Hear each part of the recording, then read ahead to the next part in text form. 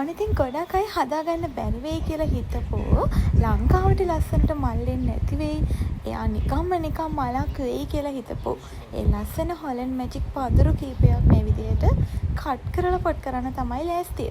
ඉතින් කියන්න ඕන රටින් ආව පඳුරු විදිහට හදන වර්ගවලට ඔයාලා ගාව තියෙනවා නම් කොකෝ ප්ලස් ටිකක් මිස් කරන්න. මොකද එහෙම මීඩියා එක තනිකර කොකෝ ප්ලස් විතරක් නිසා ලංකාවේ අපිට නම් කොකෝ ප්ලස් විතරක් සමහරවිට හදන්න අමාරුයි එක එක දේශගුණික පැතිවලට. ඒ නිසා අපිට පුළුවන් අපේ වගා මාධ්‍යයට හුරු කරන ගමන් කොකෝ ප්ලස් ටිකකුත් දාලා මේ විදිහට පොට් කරන්න. ඇත්තටම මම නම් එක එක වර්ග එක එක මීඩියා එකේ හදනවා මට හිතෙන විදිහට.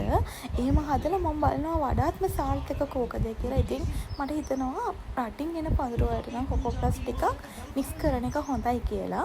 ඉතින් ඒ විදිහට පොට් කරලා හදපු පෙර ටික චුටි වීඩියෝ එකක් මේ විදිහට අරන් ගන්න. ඉතින් මේ නිවාඩු කාලේ අවුරුදු ඉවර වෙලා ඔයාලත් නිකන් කාලේ ගත කරනවා නම් ඔයාලගේ කාලේට උපරිම වටිනාකමක් දෙන්න තියෙන්නේ මොනවාද හදන්න මොනවාද කට් කරන්න තියෙන්නේ වර්ගයක් අදාළ කරගන්න එපා. කට් කරලා මේ විදිහට පොට් කරන්න.